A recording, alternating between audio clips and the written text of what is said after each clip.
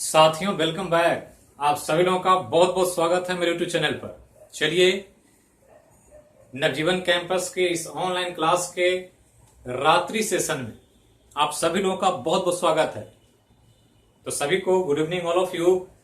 और हम लोग आज उपस्थित हैं इस सैटरडे स्पेशल में एक इंपॉर्टेंट क्वेश्चन आवर के साथ। क्योंकि हमने कहा था कि सैटरडे नाइट में क्वेश्चन आवर होगा करंट अफेयर का, और मंडे टू सैटरडे जो भी क्वेश्चन आवर में क्वेश्चन पूछा जाएगा, जो आपको करंट अफेयर कराया गया है मंडे टू सैटरडे के दौरान, उसी के दौरान 10 क्वेश्चन आपके सामने होगा। और इसी प्रारूप पर आपको करंट अफेयर की तैयारी करनी है कि कैसे एग्जाम में सवाल पूछा जाता है। क्योंकि हम देख रहे हैं कि हर सब्जेक्ट का क्वेश्चन आवर आपके लिए लेकर आए, जो एक नमूना भी है, पूरा कॉन्सेप्ट भी है, और आपको एग्जाम के पैटर्न से रूबरू कराने का भी काम कर रहा है। तो इसको फॉलो करें और इसी पैटर्न पर आप अपनी तैयारी को मुकम्मल अंजाम तक पहुंचाने में एक महत्वपूर्ण भूमिका का अदा करें। तो चलिए शुरू करते हैं क्वेश्चन आवर। तो चलिए, नाइट सेशन है, ये नाइट सेशन का दूसरा क्लास है। पिछली बार संडे स्पेशल में हमने संडे की पाठशाला नाइट में किया था, और आज सैटरडे स्पेशल में क्वेश्चन आवर नाइट एवर में आपका शुरू हो रहा है। तो जो भी ग्रुप में आपके हैं, जितने भी सहयोगी हैं, सहपाठी हैं, आपके साथ जो पढ़ाई करते हैं, क्विज में हैं, कोई क्लब में हैं, तो सभी को इस सेशन से जोड़ें, ताकि टेस्ट जब हो तो आपको आकलन लगे कि हम पूरी भीड़ में जितने बच्चे एक्चुअली पढ़ाई कर रहे हैं, उनमें हमारा स्थिति कहां है। तो साहब लोग जो भी हैं, जल्दी जल्दी से जुड़िए। आज से हम लोग आपको साहब ही कहेंगे, क्योंकि जो ये पढ़ाई करेंगे और जो पढ़ाई से रिजल्ट होगा वो साहब ही बनेंगे। चूंकि यूपीएससी बीपीएससी के लेवल की हम तैयारी लेकर चल रहे हैं, तो आज ही से सोचिए कि आप साहब बनने वाले हैं। तो साहब बनने के लिए क्या काम करना है, इस पर थोड़ा सा ध्यान दें और गंभीरता से काम करें। तो चलिए, एक और सूचना है कि करंट अफेयर का जो क्वेश्चन आवर होगा, वो जब भी होगा सूचना आपको दिया जाएगा, उसमें किसी न किसी इंपॉर्टेंट टॉपिक पर चर्चा भी होगा। जैसे ये करंट अफेयर चल रहा है यहाँ पर, तो ये क्वेश्चन आवर जब खत्म हो जाएगा तो हम इसी समय एक इंपॉर्टेंट किसी न किसी टॉपिक पर आपको एक विशेष परिचर्चा भी करेंगे, जो आपके एग्जाम में, आपके इंटरव्यू में, आपके पर्सनालिटी डेवलपमेंट में एक रामबाण का काम करेगा और आपके व्यक्तित्व को पूरी तरह से निखार देगा। तो चलिए शुरू करते हैं आज का करंट अफेयर। 10 इंपॉर्टेंट सवाल, 10 का दम। तो अपने दमखम की जांच करें और तैयारी करें। बहुत लोग बनाना शुरू भी कर दिए हैं, क्वेश्चन दिख रहा है, तो हड़बड़ाएं नहीं, स्टेप बाय स्टेप एक एक क्वेश्चन लेकर चले, और लास्ट में एक बार मार्किंग करें कि 10 में कितना सही हुआ आपका। और इसके द्वारा हम आपको निर्देश देंगे कि कहां पर कमी है, कहां पर गड़बड़ी है। जिसके लिए जरूरत होगा उनको सलाह जरूर दिया जाएगा नवजीवन कैंपस के टीम के द्वारा। तो चलिए शुरू करते हैं। और ये पहला सवाल आपके सामने यहां दिख रहा है, नाम है कोरोना काल में चालू वित्त वर्ष की पहली तिमाही में किस क्षेत्र में आर्थिक वृद्धि प्राप्त किया। तो आर्थिक वृद्धि, इकोनॉमिक ग्रोथ इस कोरोना काल में एक बड़ा मुद्दा है पूरे वर्ल्ड लेवल में। तो वर्ल्ड के इकोनॉमी पर नजर है, ये ध्यान रखना है। और कोरोना काल चल रहा है, सभी जगह लॉकडाउन के बाद अनलॉक की प्रक्रिया चल रही है, लेकिन इकोनॉमी पूरी तरह से खुली नहीं है, इसलिए अर्थव्यवस्था में पूरी तरह से मंदी का दौर है। तो इस मंदी के दौर में पूरी अर्थव्यवस्था गिरी हुई है, और इस दौरान कौन सा ऐसा सेक्टर रहा भारत का जहां पर आर्थिक वृद्धि सकारात्मक रही, वृद्धि को प्राप्त किया गया पॉजिटिव तौर पर। आपके लिए 4 ऑप्शन है। इंडस्ट्री सेक्टर, उद्योग क्षेत्र है, एग्रीकल्चर सेक्टर, कृषि है, खनन सेक्टर या माइन सेक्टर है, और ऑटोमोबाइल सेक्टर जो वाहन इंडस्ट्री है।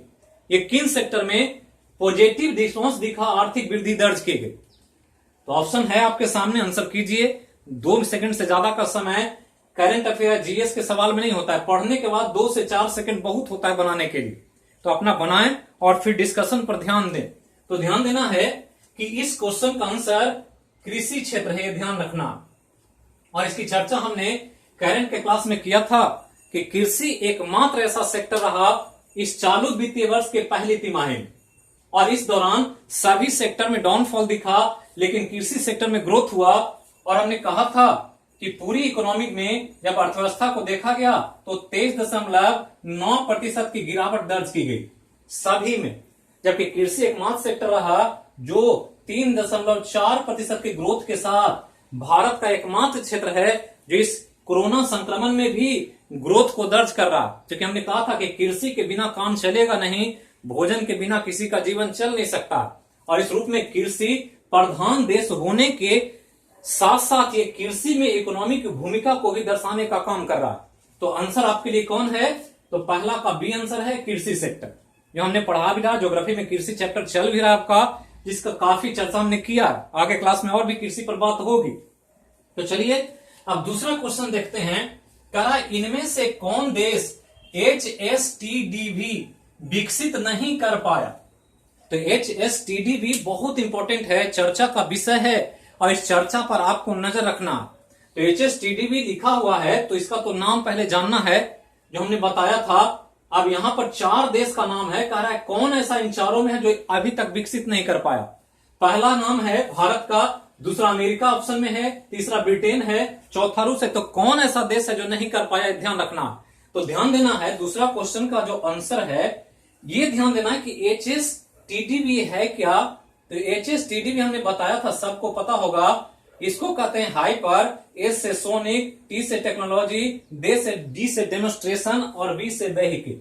मतलब हाइपरसोनिक प्रौद्योगिकी निदर्शक यान कहते हैं इसको। एक ऐसा यान जो किसी पिंड को ध्वनि से कई गुना अधिक वेग प्रदान करता है और इसके द्वारा आप मिसाइल, सैटेलाइट यान को हाइपरसोनिक स्पीड से चला सकते हैं।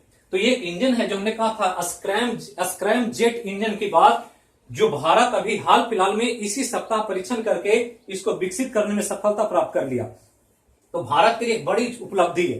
लेकिन भारत के साथ साथ ये हाइपरसोनिक टेक्नोलॉजी डेमोन्स्ट्रेशन व्हीकल 4 ही देश के पास है भारत के साथ। मतलब दुनिया के 4 ही देश ये टेक्नोलॉजी कर पाए हैं अभी तक, जिसमें भारत के साथ साथ अमेरिका के नाम आता है, अमेरिका के साथ साथ चीन का नाम आता है, चीन के साथ साथ रूस का नाम आता है। यही 3 देश हैं और एक भारत अभी किया हाल फिलहाल में। तो टोटल 4 ही देश हैं।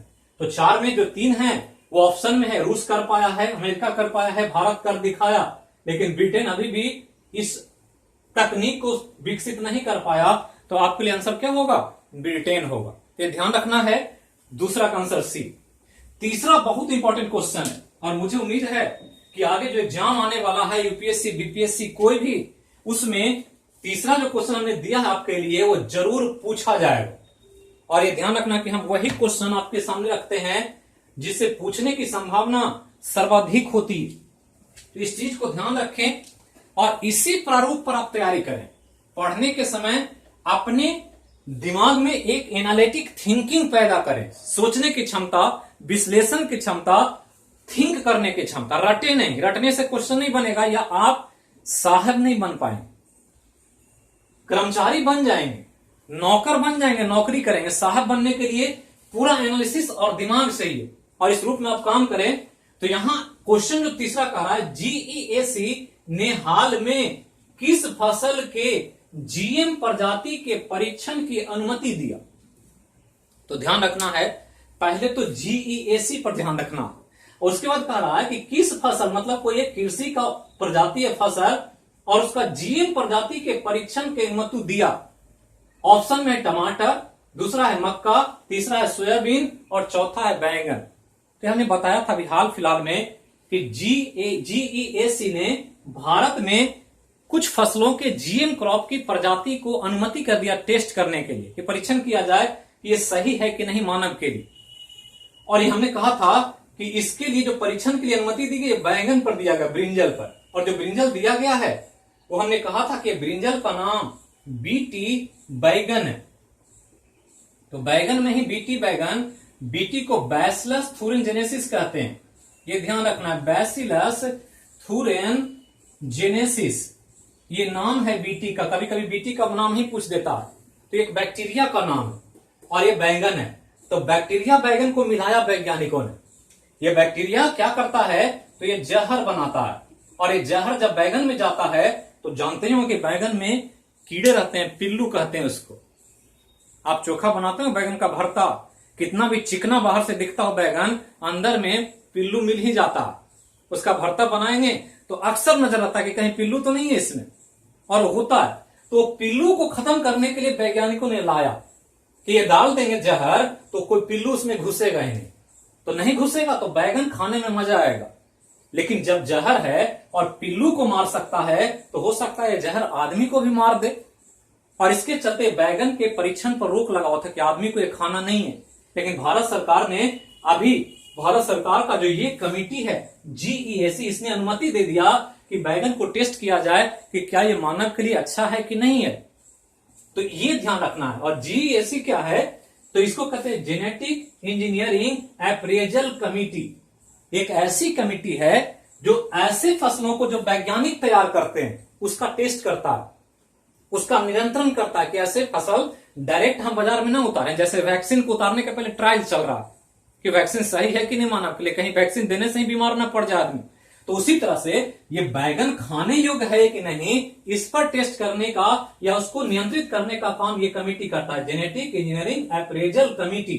ये ध्यान रखना, बीपीएससी में पढ़ेंगे तो एक टॉपिक ही लिखने आएगा, बीपीएससी मेंस में दे देगा कि जीएम क्रॉप भारत में लोगों के द्वारा या किसानों के द्वारा अपनाना सही है कि नहीं, अपना विचार दीजिए।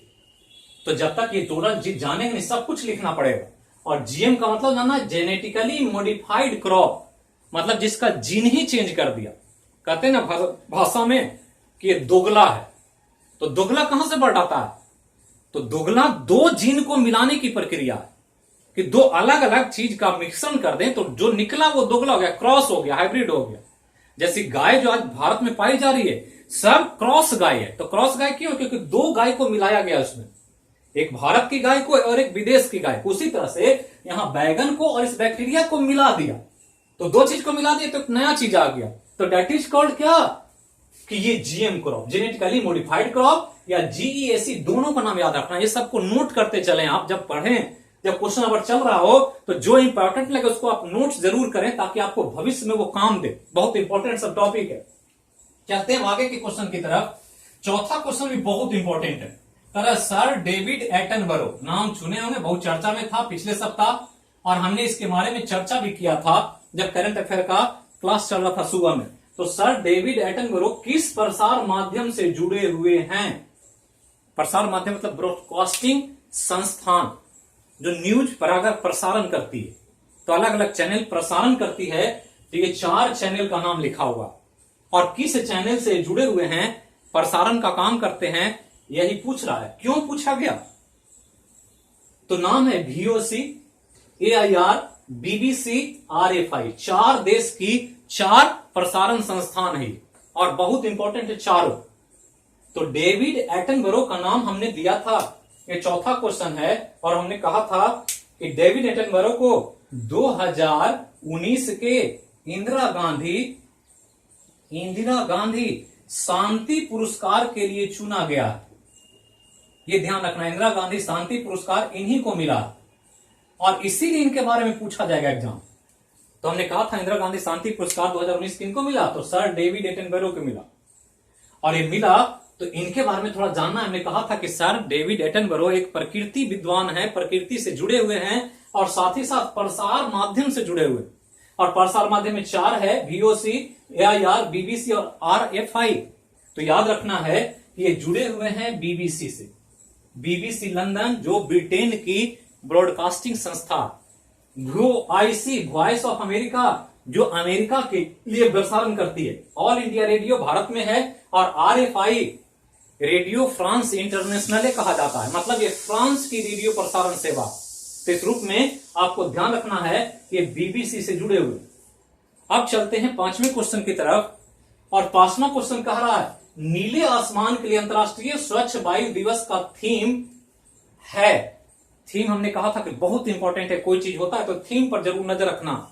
नीले आसमान के लिए अंतर्राष्ट्रीय स्वच्छ वायु दिवस हमने कहा था का थीम क्या है, पूछ रहा है। कह रहा है पहला स्वच्छ हवा स्वच्छ जीवन, सभी के लिए स्वच्छ वातावरण, स्वच्छ लोगों के लिए हवा और सभी के लिए स्वच्छ हवा। क्या है इसमें, कौन सही है, यही आपको आंसर करना। तो क्वेश्चन बहुत इंपॉर्टेंट है और ये ब्लू स्काई के लिए अंतर्राष्ट्रीय क्लीन एयर डे है। तो ब्लू स्काई आसमान नीला दिखे, उसके लिए अंतर्राष्ट्रीय स्वच्छ वायु दिवस हमने कहा था ये 2020 में ही शुरू हुआ। मतलब 2020 में ही पहला दिवस के रूप में ये मनाया गया, अभी हाल फिलहाल में पिछले सप्ताह जो हमने करंट अफेयर के क्लास में कहा था।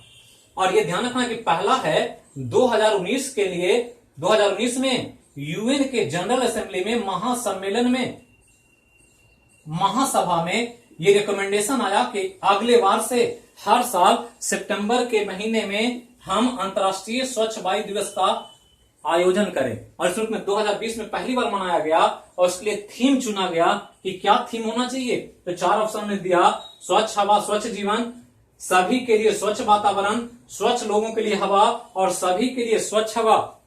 तो आंसर हो जाएगा डी, सभी के लिए क्या, स्वच्छ हवा। बहुत इंपॉर्टेंट है, ध्यान रखना। अब आगे चलें तो छठा सवाल खेल जगत से बहुत इंपॉर्टेंट, आने वाले समय में हो सकता है सवाल पूछा जाए। कह रहा है कि सर्वाधिक अंतरराष्ट्रीय गोल करने का रिकॉर्ड किस देश के फुटबॉल खिलाड़ी के नाम दर्ज है। छठा सवाल, सर्वाधिक गोल करने का।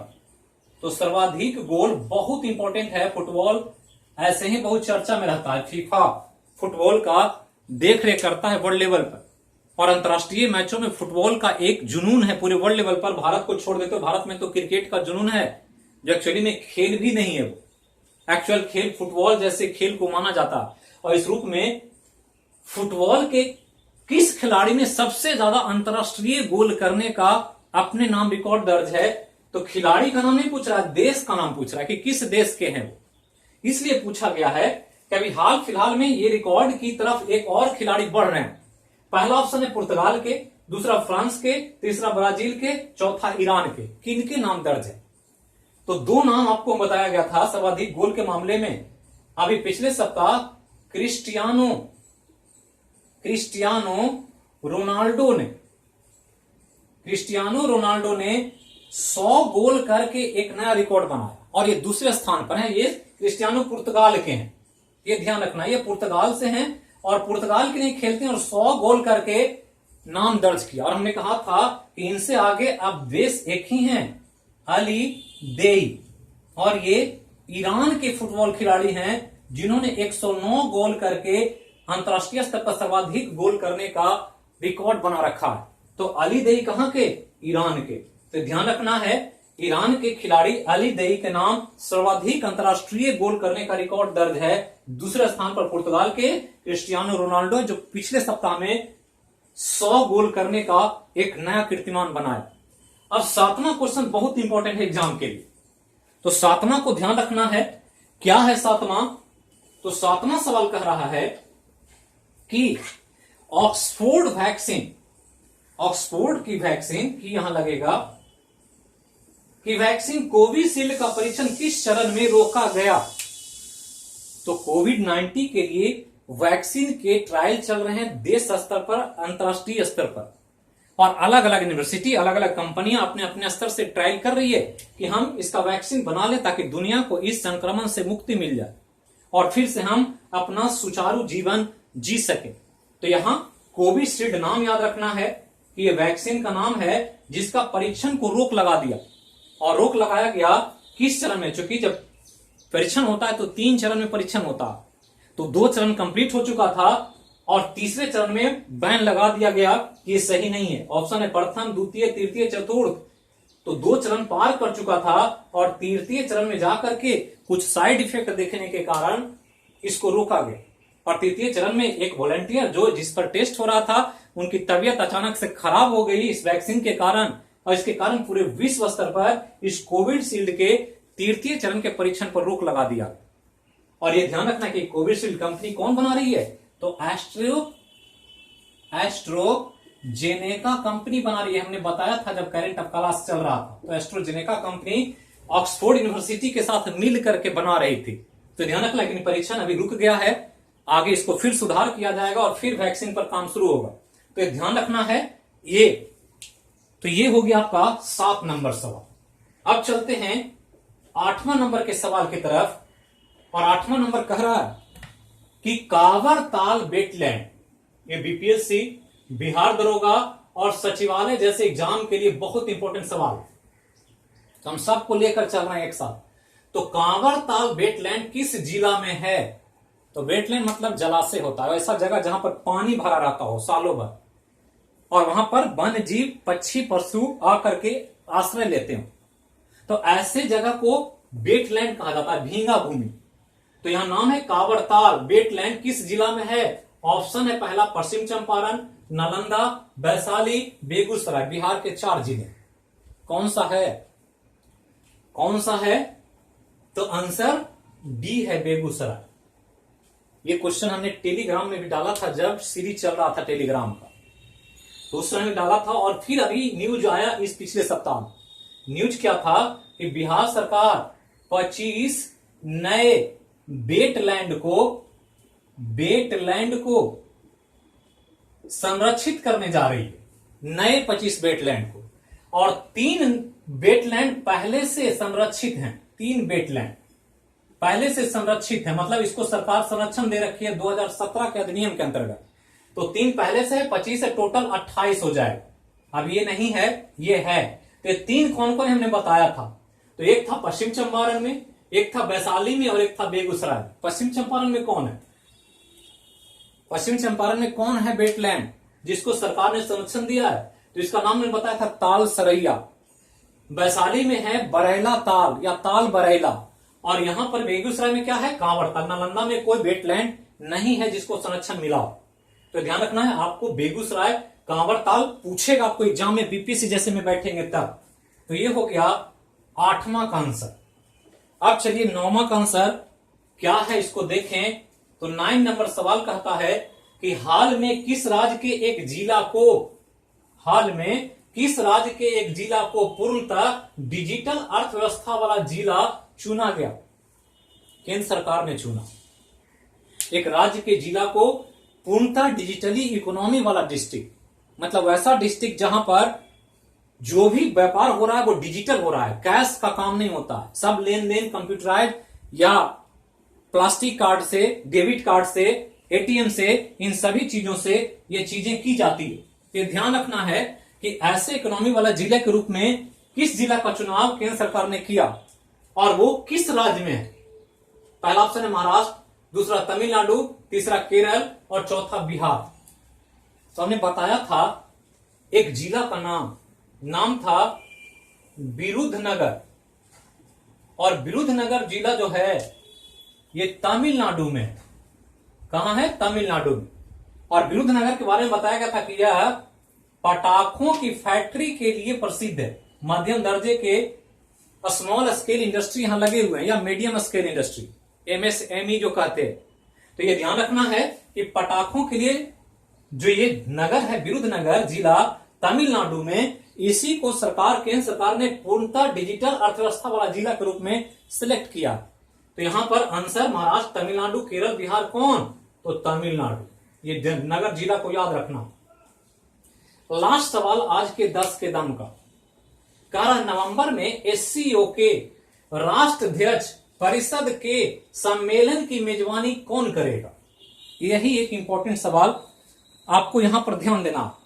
जो 10 सवाल जो चल रहा था उसका ये आखिरी सवाल है आज के क्वेश्चन आवर का, एक सप्ताह के 10 के दम का। इसको आप बिल्कुल ध्यान से देखना है, याद रखना, और क्वेश्चन के प्रारूप फॉर्मेट पर भी नजर रखना कि कैसे सवाल पूछा जाता।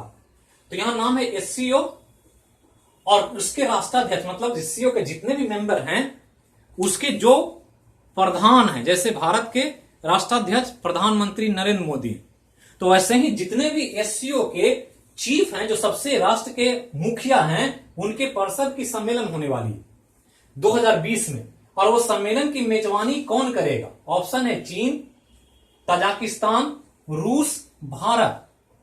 तो ये ध्यान देना है, ये सभी एससीओ के मेंबर हैं, ये भी और ये भी सदस्य। तो कहां पर होगा मेजबानी? कौन उसको होस्ट करेगा? होस्ट मतलब जहां पर ये होगा। तो ध्यान रखना है कि ये भारत को मेजबानी का जिम्मा दिया गया।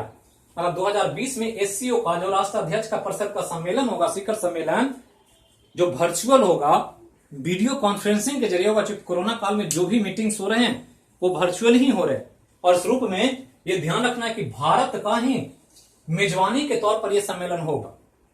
तो यही था आज के 10 का दम का 10 क्वेश्चन, और उम्मीद करते हैं कि आप सभी लोगों का 10 का 10 सही हुआ हो।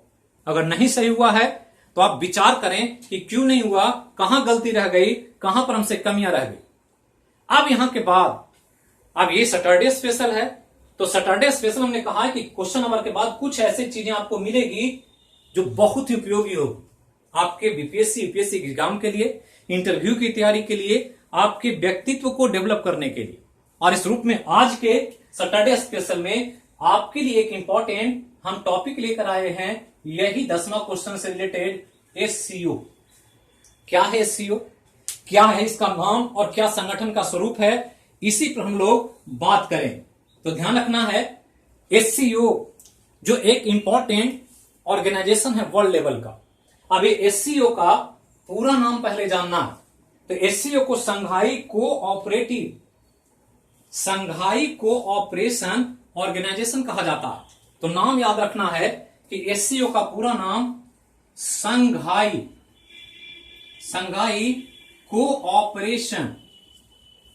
कोऑपरेशन ऑर्गेनाइजेशन, ये ध्यान रखना है, यही नाम है एससीओ का पूरा। हिंदी में संघाई सहयोग संगठन कहा जाता है। संघाई सहयोग संगठन बहुत इंपॉर्टेंट है, ध्यान रखना। विश्व स्तर पर ये आर्थिक, राजनीतिक और शांति सुरक्षा से संबंधित दुनिया की एक बड़ी संगठन, ध्यान रखना है। और चूंकि संघाई चीन में है और इसके फाउंडर मेंबर के तौर पर या फाउंडेशन के समय एक सम्मेलन हुआ, मीटिंग हुई संघाई में, और उसी के दौरान एससीओ के गठन पर विचार होने लगा। और ये संघाई संगठन के तौर पर शुरुआत में जो संगठन बना था उसको संघाई 5 के नाम से जाना जाता था, ध्यान रखना। और संघाई 5 का गठन 1996 में हुआ था। तो संघाई 5 बहुत इंपॉर्टेंट है, याद रखना। मतलब इसमें 5 देश थे और 5 देश मिल करके एक संगठन का निर्माण किया जिसका नाम रख दिया संघाई 5। और इसमें कौन कौन थे तो ध्यान रखना है, संघाई चीन में तो चीन तो थे ही, और 4 यूएसएसआर से अलग हुए 4 चीन के समीपवर्ती देश हैं। यूएसएसआर जानते होंगे, सोवियत संघ कहा जाता था पहले, और सोवियत संघ का विखंडन हो गया मिखाइल गोर्बाचोव के समय 1991 में। और तब से रूस जो रसिया था पहले, सोवियत संघ, वो 15 देशों में बट गया, और 15 में से 4 देश इसमें शामिल थे, और चीन, 4 यूएसएसआर के और चीन, पांचों ने मिल करके एससीओ का गठन किया। एससीओ का नहीं, संघाई 5 का। कब किया? 1996 में किया। तो ये 4 में कौन कौन है ये ध्यान रखना। एक था रूस, एक है ताजिकिस्तान, एक ये था, एक है किर्गिस्तान,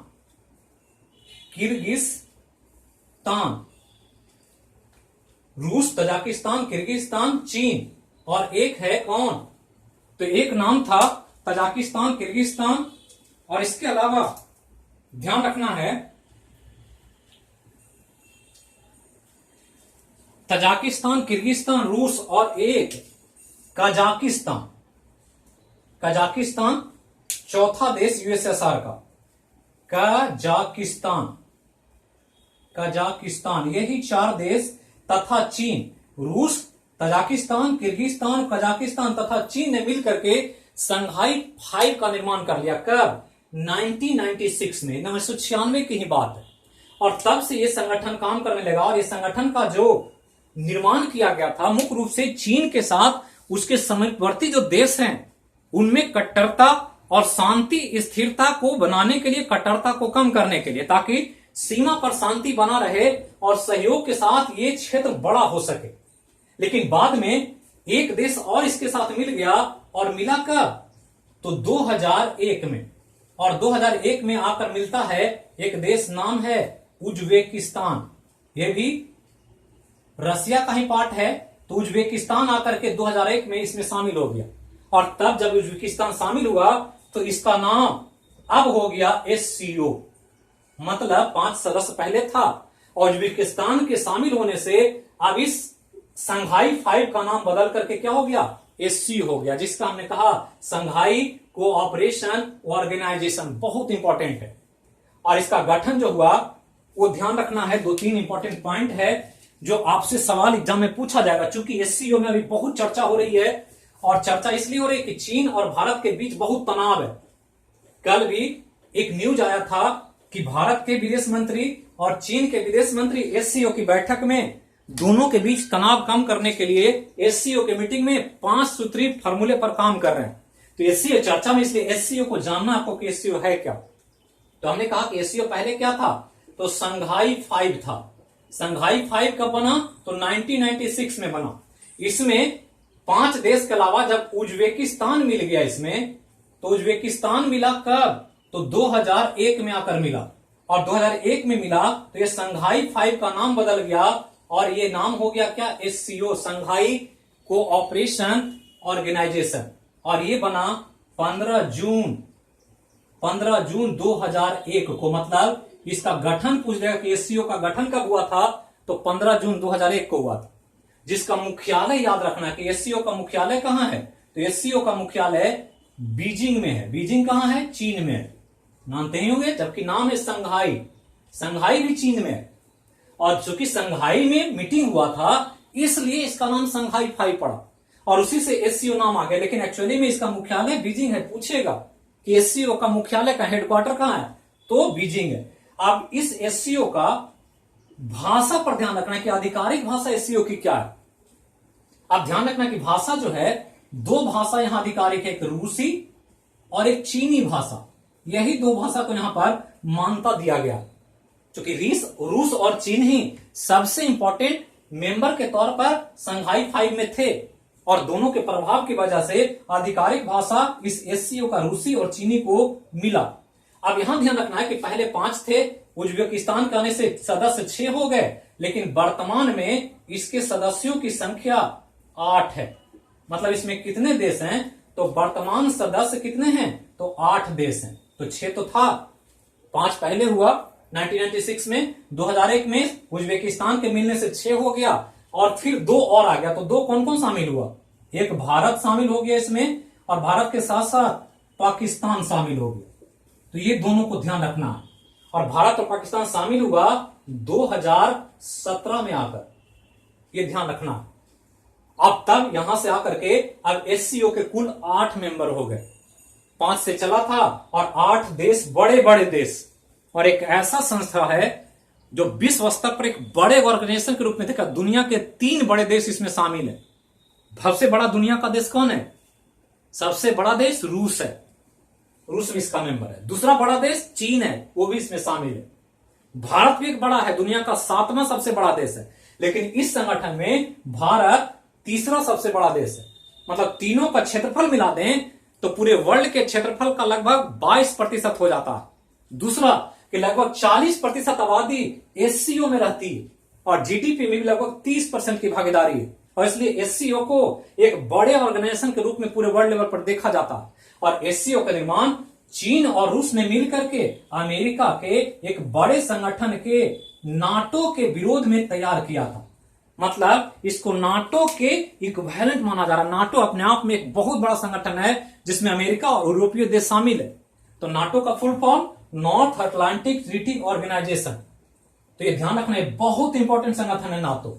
अभी जब युद्ध हो जाए तो नाटो अमेरिका की तरफ से लड़ेगा चीन के लिए, तो ये ध्यान रखना है। तो नाटो के विरोध में कि नाटो ताकतवर है, तो हमको जब युद्ध होगा तो चीन और रूस ने मिल करके एक प्लान किया कि नाटो के विरुद्ध हमको एक बड़े ऑर्गेनाइजेशन को तैयार करना होगा, तभी हम अमेरिका को टक्कर दे सकते हैं। और उसी के विरोध में SCO के गठन का कार्य ये किया गया।